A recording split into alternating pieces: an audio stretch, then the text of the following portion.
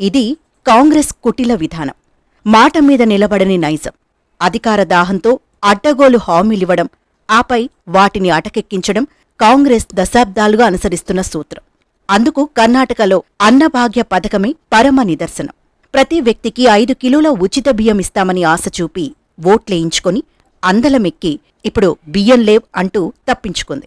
తాజాగా ఆదివారం ఖమ్మంలో కాంగ్రెస్ నిర్వహించిన సభలో ఆ పార్టీ అగ్రనేత రాహుల్ గాంధీ అలాంటి హామీయే మరొకటిచ్చారు. అదే చేయూత పథకం. తెలంగాణలో వచ్చే అసెంబ్లీ ఎన్నికల్లో కాంగ్రెస్కు ఓటేస్తే అర్హులైన ప్రతి ఒక్కరికి నెలకు 4,000 పెన్షన్ ఇస్తామని ప్రకటించారు. మరి ఇప్పటికే కాంగ్రెస్ అధికారంలో ఉన్న రాజస్థాన్, కర్ణాటక, ఛత్తీస్గఢ్ రాష్ట్రాల్లో 4,000 పెన్షన్ ఎందుకు ఇవ్వటం లేదు? తెలంగాణలో మాత్రమే ఇస్తామని ప్రకటించటం వెనుక ఆ పార్టీ లక్ష్యమేమిటి అని నెటిజన్లు, రాజకీయ విశ్లేషకులు దుమ్మెత్తిపోస్తున్నారు.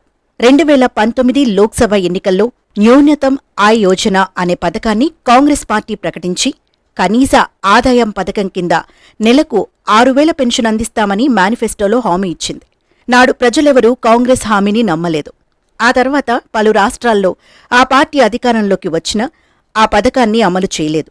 ఇప్పుడు మరింత విచిత్రంగా అన్ని రకాల పెన్షన్లను 4,000కు పెంచుతామని రాహుల్ గాంధీ ప్రకటించడం గమనార్హం. ఈ ప్రకటన కాంగ్రెస్ ద్వంద్వ నీతికి, ఏ రోటికాడ ఆ పాట పాడే విధానాలకు అద్దం పడుతోందని మేధావులు మండిపడుతున్నారు. 6,000 ఇస్తామంటేనే నమ్మని ప్రజలు 4,000 ఇస్తామంటే నమ్ముతారా అని నెటిజన్లు సెటైర్లు వేస్తున్నారు. ఇప్పటికే అధికారంలో ఉన్న రాష్ట్రాల్లో ఈ పథకాన్ని ముందు అమలు చేయాలని డిమాండ్ చేస్తున్నారు. తెలంగాణ రాష్ట్రం ఏర్పడిన తర్వాత సీఎం కేసీఆర్ మానవీయ కోణంలో పెన్షన్ పథకానికి రూపకల్పన చేశారు. సామాజిక బాధ్యతగా అమలు చేస్తున్న ఫలితంగానే నేడు ఆసరా పెన్షన్ పథకం అభాగ్యులకు బతుకు భరోసానిస్తోంది. తెలంగాణ ప్రభుత్వం ఏకంగా 11 వర్గాల ప్రజలకు పెన్షన్ అందిస్తోంది.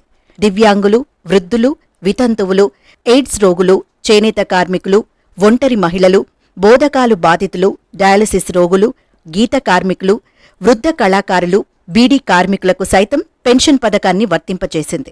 ఆదాయ పరిమితిని 1.50 లక్షల నుంచి 2 లక్షలకు పెంచి ఉదారతగానూ చాటుకుంది. కాంగ్రెస్ ప్రకటించడానికి ముందే సీఎం కేసీఆర్ ఇటీవలే రాష్ట్రంలోని దివ్యాంగులకు 4,000 పెన్షన్ అందిస్తామని ప్రకటించడం విశేషం. ఈ నెల నుంచి దివ్యాంగులకు 4,000 పెన్షన్ అందనుంది. కాంగ్రెస్ పార్టీ అధికారంలో ఉన్న రాష్ట్రాల్లో అన్ని చోట్ల ఒకే రీతిగా పెన్షన్ పథకాలను అమలు చేస్తోందా అంటే అదీ లేదు. ఒక్కో రాష్ట్రంలో ఒక్కో పద్ధతి అమలు చేస్తోంది.